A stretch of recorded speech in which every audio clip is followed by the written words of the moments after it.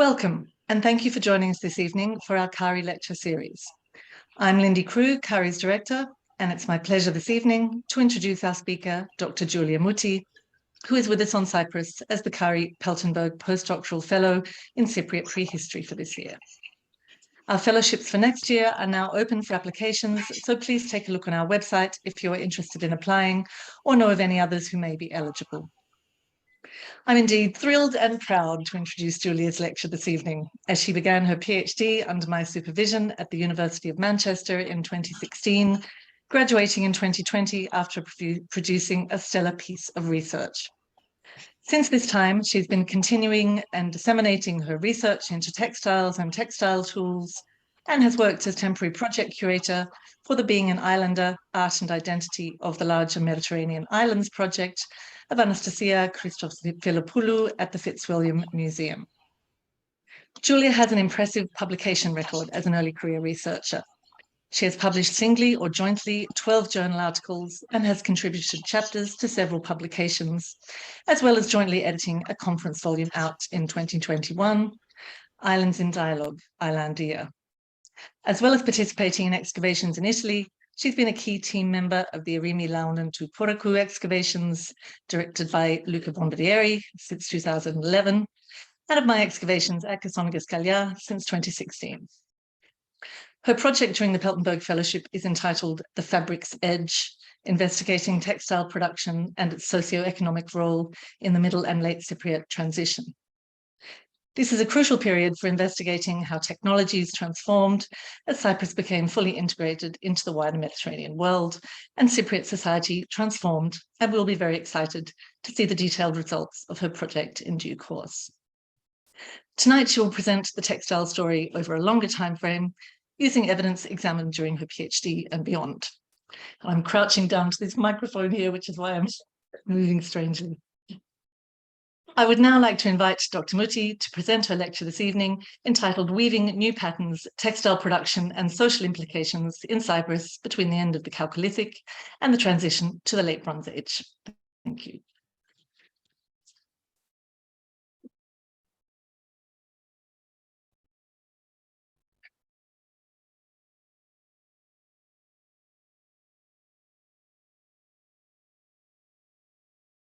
All right. Good evening, and thank you, Lindy, for introducing me.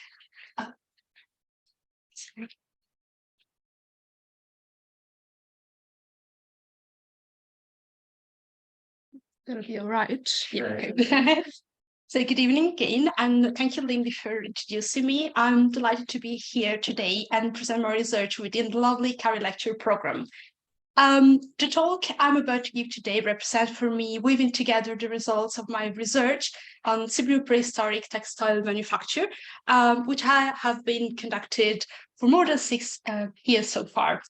Specifically, my aim is to draw a comprehensive picture of textile production between the periods ranging from the transition into the early Bronze Age and the end of the Middle Bronze Age. I'll use 2 levels of analysis. I'll provide a new reading of the functional and technical aspect of the archaeological indicators of textile production in Cyprus, and I'll contextualize textile crafting in the early Middle Cypriot communities and reflect about its social and economic meanings. Then, in the last session, I'll introduce my current research, which targets the Middle Cypriot 3 and Late Cypriot 1 transitional period. When does a specific craft and its associated technology begin, cease, or change? This is perhaps one of the questions archaeologists ask themselves the most. And this was one of my initial questions, as the first immediately recognizable textile tools in the Cypriot record are linked to technological change. This is a complex question to deal with, no matter what type of craft or periods or areas we intend to explore. With reference to textile production, finding a way to approach it may be even more challenging. In fact, we must always bear in mind that in non-exceptional preservation conditions, textile archaeology is an archaeology of production without products. Further complicated matters are the presence and identification of textile tools, which can be elusive in the archaeological record as much as textiles. As I was saying, if we do not have the right or exceptional or extreme conditions, we might end up in the dark, or as in this case, in a white page. With Around the Mediterranean, in Europe, in Southwestern Asia, textile tools and textile remains are detectable in the archaeological record, at least since the Neolithic. In Cyprus, as I anticipated, they seem to be confidently and systematically identifiable only from the beginning of the Bronze Age. The appearance of spindles and loom is related to the introduction in the island of whorl spinning and the use of warp-weighted loom at the beginning of the Bronze Age. This was conceptualized by Franklin Webb as part of the acquisition, through a process of acculturation and culturation, of a broader technological and behavioral package that originated from the relocation of Anatolian groups to Cyprus that invested and revolutionized most aspects of everyday life on Cyprus. Webb and Frank's work is extremely valuable as, in the first place, it incorporated the textile evidence in the question and acknowledged that it was an important insight into the understanding of this transitional period. Characterizing the filia textile-related evidence as a new technological and, in a way, to me, productive package is understandable when read within the whole filia data set, but to me, as a textile researcher, poses two questions. The first one regards defining the appearance of spindles and loom weight as signaling technological change when no definition of the Chalcolithic textile culture had been made. So to my view, one of the two terms that would have allowed us to compare two different technological horizons and define what was actually changing from one to the other is missing. And the second one concerns the conceptualization of the technological change as a replacement of substitution of a technology with a new, more efficient one. I thus felt I needed to step back and try to give at least an initial and very basic definition of the Chalcolithic textile culture, which is a concept that, of course, includes technology. As we will see, to understand the filia assemblage, though, it's not just beneficial to look behind, but also to look forward and read the textile tools in the long-term perspective. It's not my aim today to describe in detail the analysis I undertook. I'll just briefly say that I focused on the side of historical Australia and examined all the potential indicators of textile production that I could identify in the record. I read them in combination with other pieces of relevant evidence, whorl remains, archaeobotanical remains, etc. Considering especially the functional characteristics and tribology of bone needles, I propose that the Chalcolithic textile production was mainly based on the exploitation of bast fibers. This doesn't mean that leather was not or less used for clothing, making containers, etc. I think leather was also an important raw material for crafting this kind of objects too in the Chalcolithic and beyond. And it is perhaps the next organic material we should start investigating systematically, I think. But coming back to textiles, remains of flax are evidenced in the Middle and Late Chalcolithic context atmosphere, and the presence of flax in the archaeological record cannot, of course, be taken as a definitive proof of its textile use. But I think when considering conjunction with micro evidence, it strengthens the hypothesis that this plant was employed in textile production at that time. In addition, the Chalcolithic Cypriot remains do not seem to belong to woolly species, even though, as hypothesized for Crete and other Aegean islands, this may not mean, it doesn't mean that it's not that all the non-woolly species of sheep and goat are unable to produce wool, and their coarse hair could be exploited. But these species cannot be exploited systematically or for good quality fiber. Also, needle provide us with indirect evidence on the variety of threads from very thin to thick, from 0.4, 0.5 millimeters to 2 millimeters, that were in use during the period. And variation in size and cross-sections also indicate that these tools were used to or embellish different kind of textiles, from fine to coarse. We can't assume without direct proof which thread making technology was used at the time, especially when bast fibers are involved. In fact, two different technologies have been detected for thread making in prehistoric Mediterranean, spinning and splicing. With only draft spinning is suitable for making thread out of wool, both can be used to process bast fibers. Each one of these technologies incorporates a series of different techniques. But what is the fundamental difference between these two technologies? In drop spinning, fibers are simultaneously pulled out from a bundle and twisted continuously together with the help of a spindle. Whilst splicing, the ends of long fibers are combined one by one. In addition, two or more spun or spliced threads can be twisted together to create thicker yarn, and this process is called plying. The examination of later textile remains showed that splicing was a thread-making technology used in the early Middle Cypriot. Splicing appeared much earlier than drop spinning in prehistory or across the world, and as I said, it can be specifically connected with the use of glass fibers. It's thus tantalizing to propose that this was also used in the Chalcolithic, although more research and actually more data are needed to clarify this important, crucial point. One other interesting piece of evidence that I was able to identify in the Mosquito record are these large stone beads, almost exclusively retrieved from Late Chalcolithic contexts. As already hypothesized by Ed Paltenburg, for these and more recent example retrieved from Socio, this perforated artifact could have actually functioned as whorls. And it seems to find confirmation in the techno-functional analysis. And not only to me this artifact could work as whorls, but it can be compared in terms of shape and functional parameters with the later filiate terracotta whorls. All these tools are lightweighted and possibly mounted on relatively thin shafts, as suggested by their perforations. Also, the moment of inertia, a parameter that's helpful to describe their rotation, indicates that they were fast rotating. The situation, as we'll see more in detail shortly, it's very different in the next periods, where we have lighter fast whorls, but also heavier and slower examples. And what's the meaning of this? First, we'll always have to remember that this may be a matter of visibility, of course. But in this case, I believe that the answer can be found in the design and operation of these objects themselves. Light spindles can be related to the production of fine thread. Some scholars, I must briefly add here that there is still a huge ongoing debate around the question, have proposed a direct link between the appearance or increase of small, light, fast spindles, especially by conical and conical in shape, to the exploitation of wool.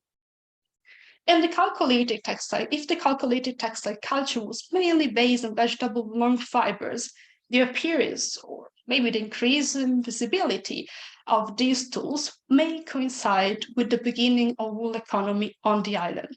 And these wools, and most people agree in the debate, are optimal tools for spinning wool, which is a short fiber that can only be spun with drop spinning, so with the spindle and the wool. With the introduction of wool economy, sheep wool becomes to be exploited or more systematically exploited to make textiles.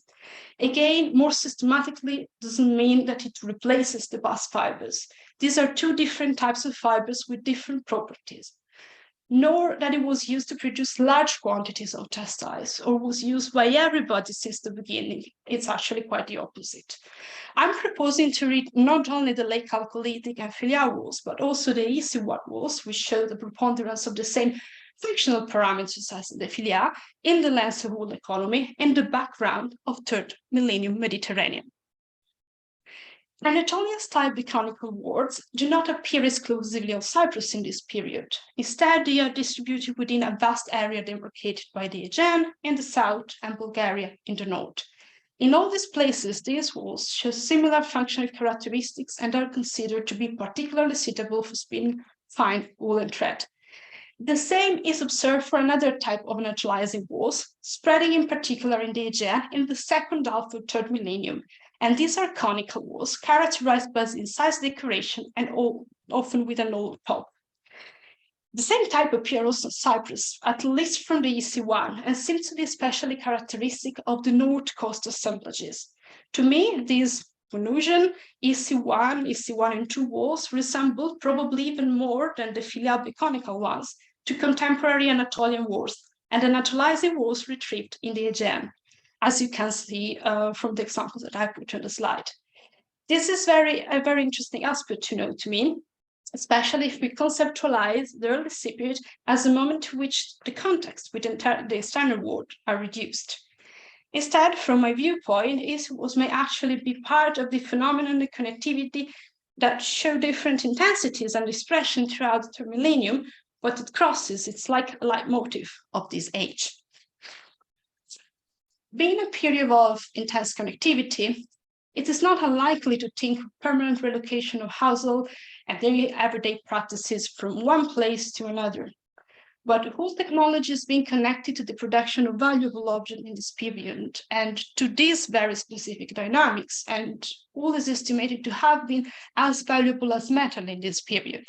For hamsters, long-distance exchanging between Anatolia and Aegean communities were, I quote from his 2015 paper, most likely driven by the Eastern demand for silver and an Aegean desire for rare commodities like semi-precious beads and woolen textiles.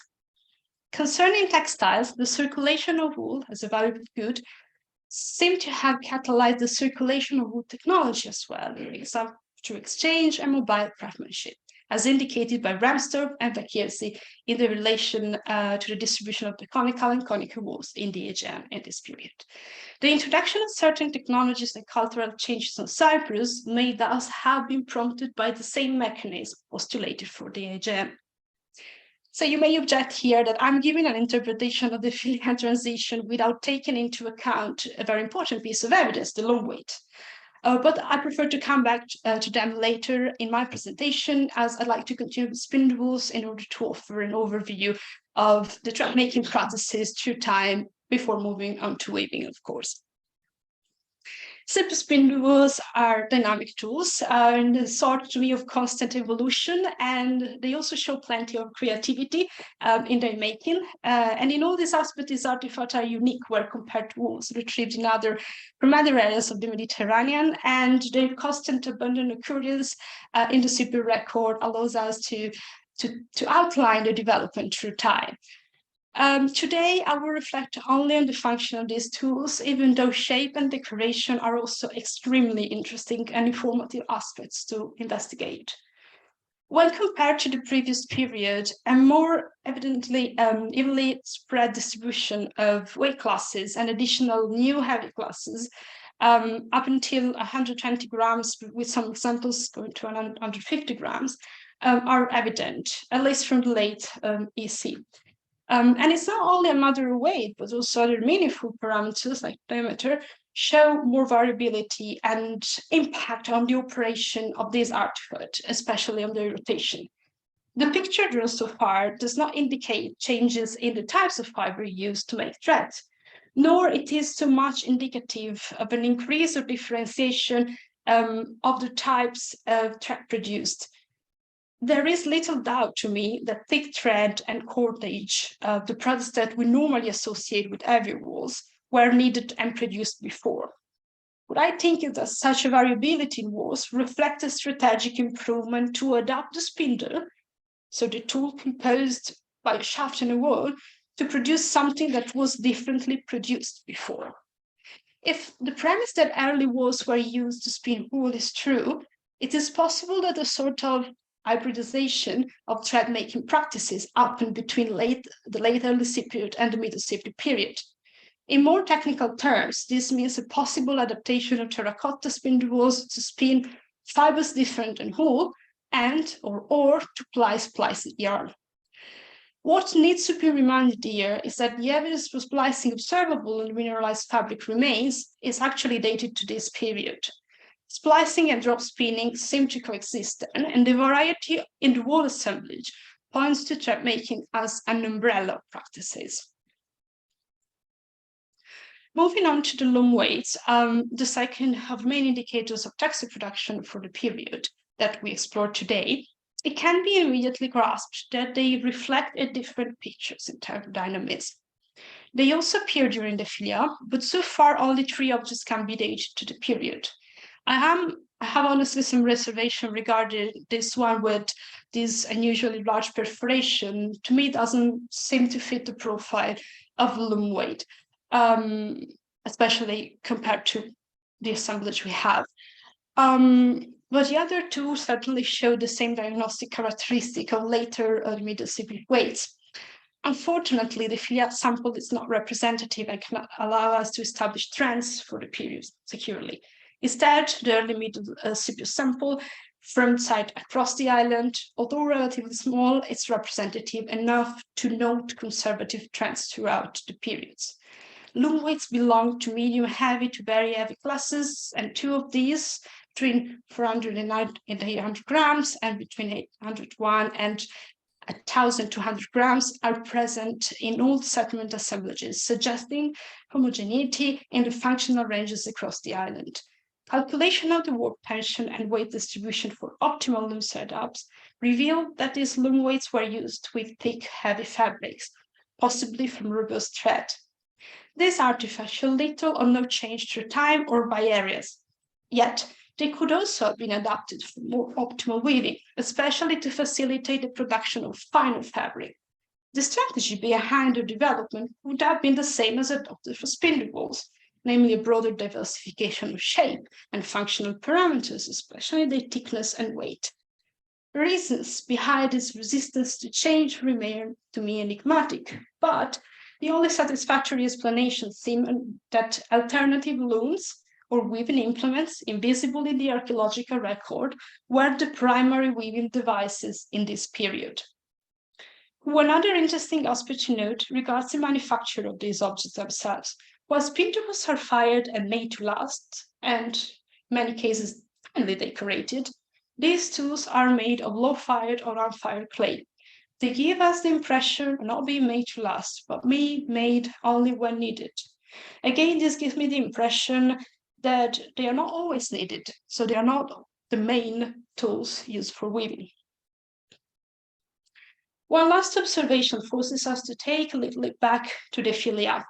Loom weight assemblages for South and Western Anatolia show that different types were in use in the early Bronze Age 1 and 2 in Anatolia. When measurements are available, we can note that they cover a wide range of weight classes. So if the conical loom weights come from Anatolia, there is some form of rejection or non-acceptance of other types, some of which would be, by the way, more suitable for generic uses and more easy to set up on a loom. And this implies agency and perhaps choice between millennium Cypriot communities. And I think this connects to that island affordances that were brought into the discussion in the previous CAARI lecture. Within the scenario of household transfer, we can assume that textile makers would have replicated all or most of the tools that they normally use to satisfy household necessities, not just the one linked to a specific product. There would be more to tell about this, but as I promised in my abstract, my research doesn't only deal with technological and functional aspects of textile production, even though we can't disentangle them from the socio-economic implication, but my research also does in socio-economic aspect of this manufacture more strictly sense. So in order to do so, I'll devote part of my presentation to reading the textile indicators within their context. And today I'll only focus on early middle settlements, even though some types of textile tools, especially spindles, but also needles, seem to have played an important role in burials too. The household is the or one of the basic social and economic units in the early middle Cypriot settlement. This is particularly visible in sites such as Marquis, Sotira, and Alhambra, in which extra domestic areas are limited in space and function or almost non-existent.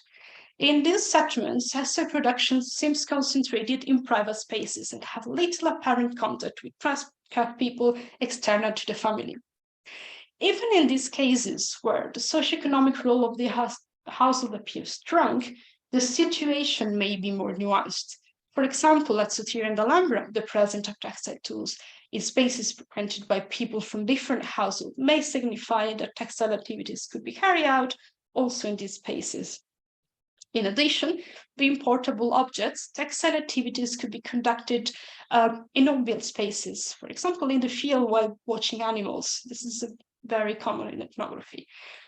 But it's not only a matter of space, of course, it's more a matter of domain, and this seems to remain in the domain of the household.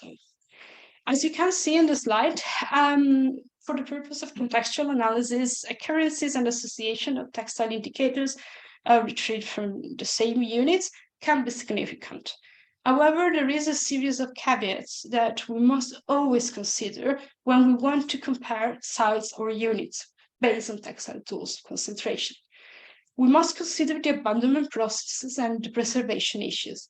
We should think that the necessity of a single household may be different from each other, and larger households have larger needs. So we should expect variability. As well, different spindles can have different preferences. So we should expect variability in number and in the types of also textile tools. One other problem is that of reportability of textile tools, which can be moved and used away from the context from which we retrieve them. In domestic units, textile tools are generally scattered finds. Clustering is also detectable. Spindles, for example, do not normally exceed the number of 4 per household, and more often units yield 2 artifacts. Also from the same domestic units normally show different parameters, so they were most likely, tentatively, used for different outcomes. But again, preferences of spinners and these kind of things that we cannot see from the archaeological record are also a big deal in textile production.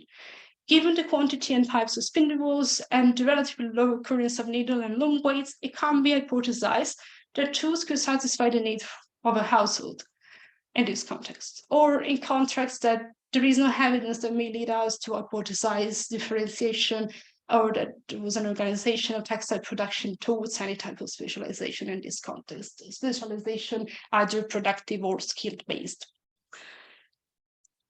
The layout of other settlements seems to incorporate new areas that served as spaces or places for collective action, where textile production can be detected among other productive activities and social expressions.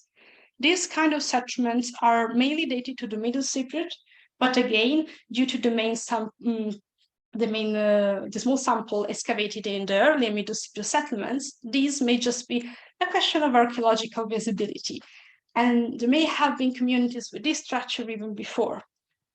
Other cases, the records display settlements with and without large community spaces that, by the way, show similarities but also different among each other in the possible function and in the way they were articulated, for example, in terms of open and closed spaces. In these settlements, textile production and textile tools are retrieved from both community and domestic spaces when excavated. In the community areas, as you can see, textile tools are not only retrieved, but particularly concentrated. Concerning the problem of the textile tool portability, it would have been practical to store small non-bulky objects in these areas to use them in domestic units only. Therefore, I think that the textile tools were used there, even though maybe not in the exact spaces where they were found. Also, the stratigraphy of these areas suggests episodes of use and abandonment of textile tools, pottery, and other type of materials, not discard. But what is the significance of this concentration of tools in social and economic terms? Many have agreed in interpreting these areas as the material manifestation of productive intensification, which is a typical trait recognized to the Middle Cypriot. Specialized production, supra-household scale activities, workshop production, industrial activities, proto-industrial activities are terms recurrently used to describe the scale of activities carried out in these complexes.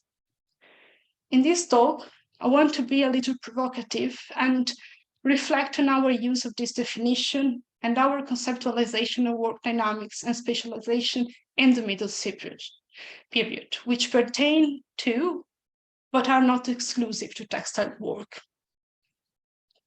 Specialization is often described starting from the concept of surplus and exchange as the condition for its existence, and the models used to identify it in the archaeological record are often taxonomic. These models have parameters that work as indicators and are combined in growing degrees to define a specific level. The taxonomy return reflect the way production is organized and controlled in terms of labor times, spatial and social work context, and the radius of exchange. I have reported on this Lycostis model, which is one of the most used ones. As you can see, most of the parameters are unlikely to satisfy by the archaeological textile evidence alone, and I'll come back to this shortly. Also, and crucially, a huge role is played by the social context. Part of this classification cannot be used for those societies that we can't consider stateless or for which we are unable to determine whether control was exercised over production or other aspects of communal living by elites or more institutionalized power. It's in these cases in which definition of society cannot come before a definition of work, but the two co-define each other, or we use the two to co-define each other, such as for the Middle Cypriot period. We not only may find difficult to apply costing model, but also we may end up caught in a loop argument. In my opinion, instead of trying to define work specialization in these spaces, at least initially, it's more useful to see the relation between textile tools and other visible or invisible but detectable component of a context. In my PhD, I proposed to read this interaction within the frameworks of Ingalls environment and Hodges entanglement. This is what prevented me from using concepts from Costin's model when supported by the evidence and integrating them into a more flexible model. In my view, production in the Middle Cypriot communities, areas, complexes, spaces, should be read as a web of interaction, part of and intermingled with the totality of relations, so with reality, basically. Production is a lens within which we can observe a combination of reliance and dependencies between productive humans and productive things, within a broader, more complex web of reliance and dependencies.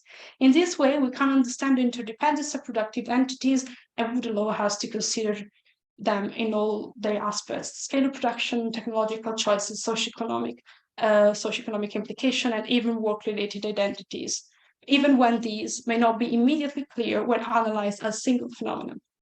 As a result, it facilitates a fluid outline of the productive reality and its dynamics. Compared to taxonomical or process-like approaches, relational approaches permit us to consider the messy component of productive or non-productive realities, avoiding too rigid narrative and univocal interpretations. Returning to textile production in our context, if the occurrence and concentration of tools in non-domestic areas are indicative of a productive behavior, they don't necessarily point to a level of specialization.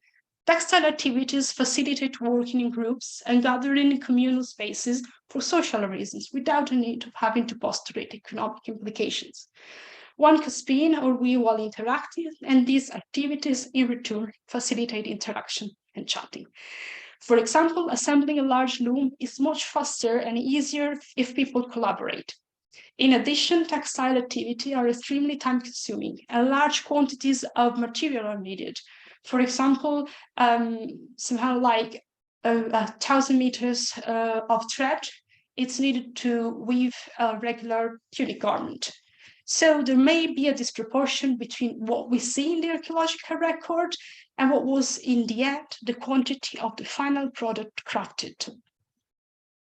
So in these spaces where work and sociality are intermingled, and this has been highlighted by other authors, for example, within different theoretical frameworks, like Falconer and Ford for Politico especially, and by Lindy Crew for Scalia, knowing the scale of textile production would be certainly extremely interesting. But in my opinion, what is more solidly grounded in the evidence we have, so far at least, is the arena itself of work and social interactions that this space is facilitated. This can be the catalyst for so many things if we can't always establish whether, even if we can't always establish, as I said, whether surplus was actually produced and if it was exchanged or redistributed, for example. I think, in addition, that working together may have influenced technical aspects of textile manufacture, as, for example, the experimentation that has brought us to such a variety of spindle wool classes in the Middle Cypriot. And linked to these, especially to the heavy classes, in particular, I also think that throughout the Middle Cypriot, this kind of environment increased the need of bags or transportation containers. And that's why also I think this was a component that actually pushed such a changes in spinning practices, just one of the inputs, let's say, but it could be. I'll now zoom in on the case of Rimi, as it is helpful to show how a relational approach doesn't prevent us talking about specialization in more traditional terms. Let's say the science, as most of you know already, has yielded the evidence that, although indirect, has allowed us to hypothesize the presence of textile dyeing in an area defined by Bombardieri as a workshop complex. In theoretical literature concerning specialization, the term workshop may describe a type of workspace, but mostly indicates a level of specialization oriented towards exchange, with a certain degree of labor coordination, task division, and the presence of artisans of various skills. When dyeing is performed, the main purpose is to enhance the visual aspect of fabrics, providing an exclusively aesthetic characteristics that transform the product into something more valuable and appealing. It may thus be inferred from the organization of the spaces, the productive spaces, and the type of products obtained at Rimi, that Rimi craft people produce textile for exchange. As regards to the workshop layout, it is important to draw attention to the high number of textile-related facilities, including fixed installation. And this denotes to me investment in infrastructure and workforce in the formal configuration of a physical space for textile production. In a broad sense, thus, it is possible to propose that the term workshop can be applied to Rimi to describe both the level of specialization and spatial organization. I think, however, that the most recent excavation at the site, presented recently by Bombardieri just a few weeks ago in a lecture within the archaeological research unit series, have been more and more confining textile dyeing only to a part of the Rimi complex. Textile production is co-constructed by and co-participate in these community environments. The interest in sharing life spaces and the tendency towards work interaction and cooperation produces a social environment that may act as a foundation for new lifestyles and collective targets. Among these, there probably was surplus production, but even more evidently to me, there were collaboration and sharing starting from the spaces in which textile production and other kinds of production played a key role. At Cat and Rimi, social action may have been the first impetus that led to work aggregation and the construction of large areas dedicated to collective work. This development, even if not immediately related to surplus production, eventually leads to me to changes and also in economy and profit-based relationships. Production seems thus intertwined in society and economy, and changes can range from the technical diversification of tools, the reorganization of spaces, the construction of new dynamics, and so on, all which facilitated the weaving of elements of change into the social fabric. Whether the organization of work was more rigidly or loosely coordinated, social tension is likely to arise simply due to the fact that there is a swing between communities and individuals' goals here. This may or may not bring social structure or acknowledge differentiation, but paradoxically could have led to experience form of diversity and losses social cohesion right where the emphasis is posed in the community.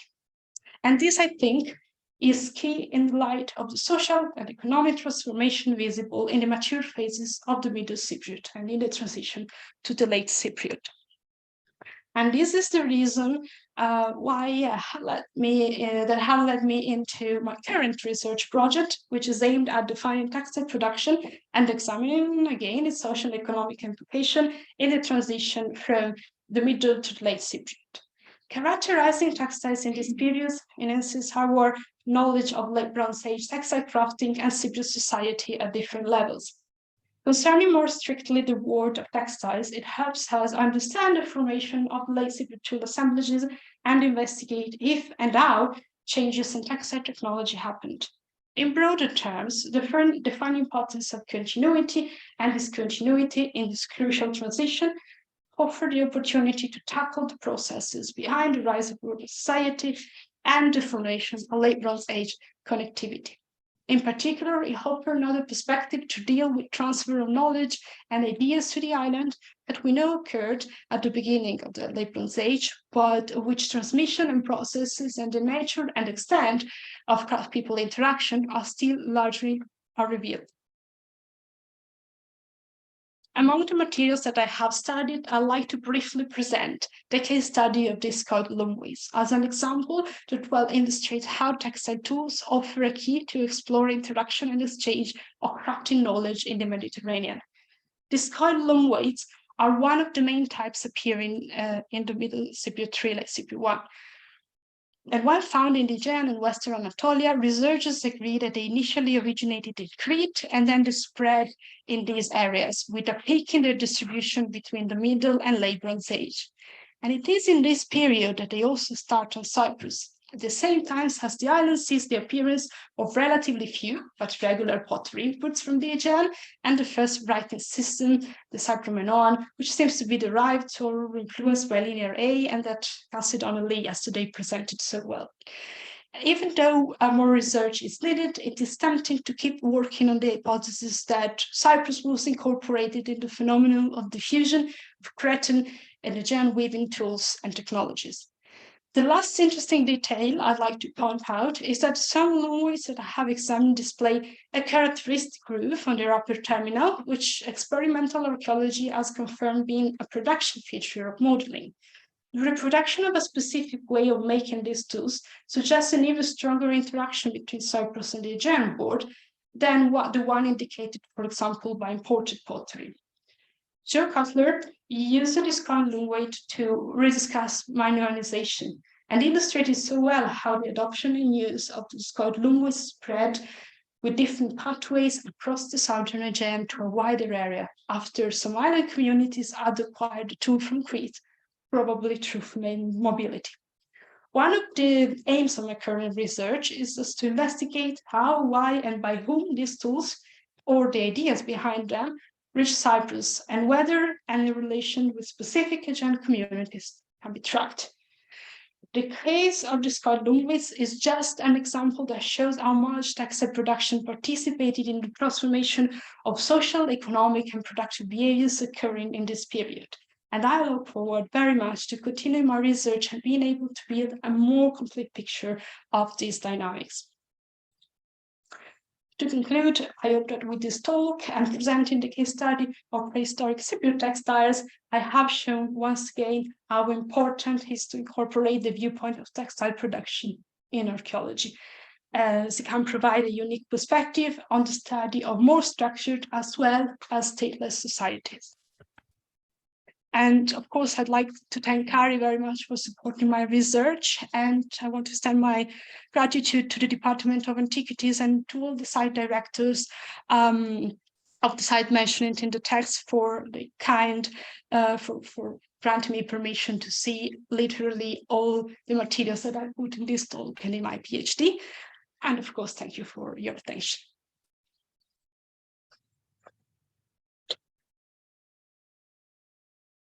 Giulia, should we stop sharing? I just press this to stop sharing.